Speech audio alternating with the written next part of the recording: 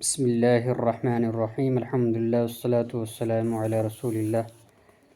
ابھی ایک ہمارے بھائی نے ہمیں سوال کیا کہ کیا یہ دعائے وطر یعنی قنوت وطر جو وطر کے اندر جو ہم پڑھتے ہیں، کیا یہ رسول اللہ صلی اللہ علیہ وسلم سے اس بارے میں کچھ ثابت ہیں؟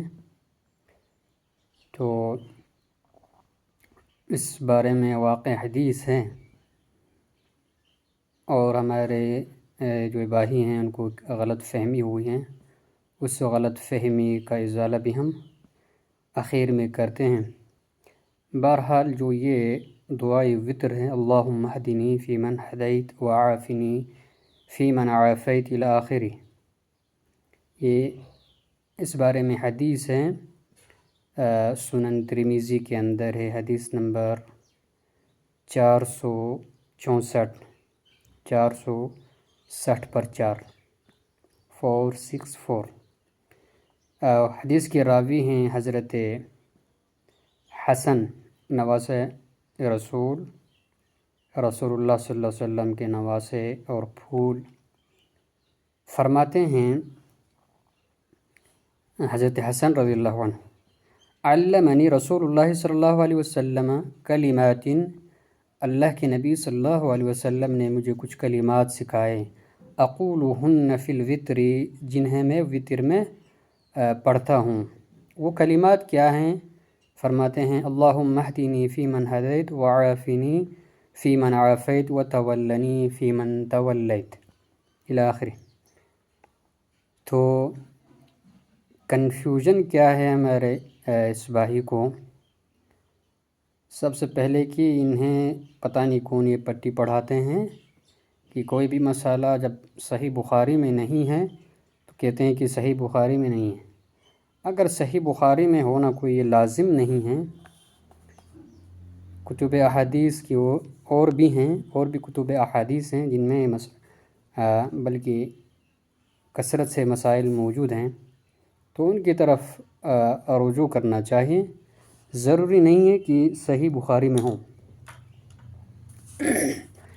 دوسری بات جو کنفیوژن ہے وہ یہ کہ انہیں قنوت نازلہ اور قنوت وطر میں جو ہیں غلط فہمی ہیں۔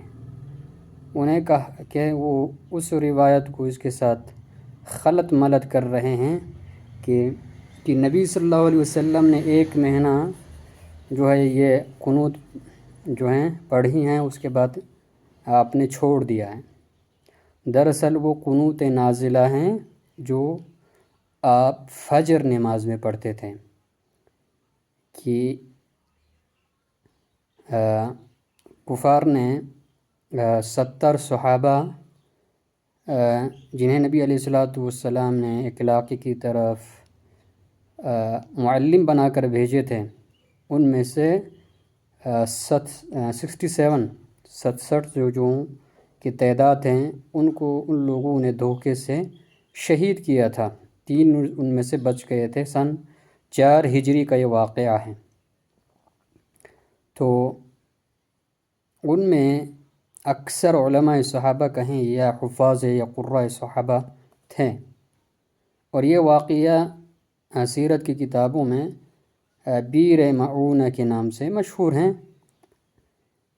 جو سیرت کی کتاب پڑھتے ہیں تو وہ جانتے ہیں۔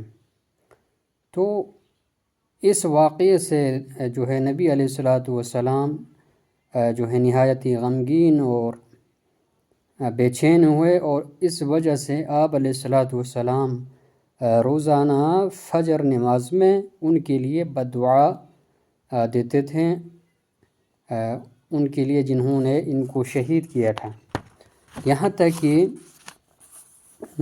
اللہ سبحانہ وتعالی کی طرف سے پھر منع آئے، تو آپ نے پھر 1 مہینہ کے بعد قنوت نازلہ ترک کیا۔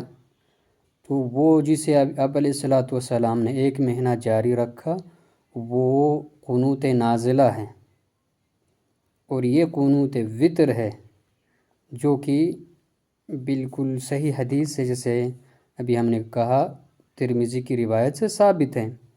اور ترمذی کے علاوہ حدیث کی اور بھی کتابوں میں یہ موجود ہیں، جیسے امام نسائی نے بھی نقل کیا ہے، امام ابن خزیمہ نے بھی نقل کیا ہے۔ تو ان دو مسئلے کو آپ جو ہیں خلط ملط نہ کریں۔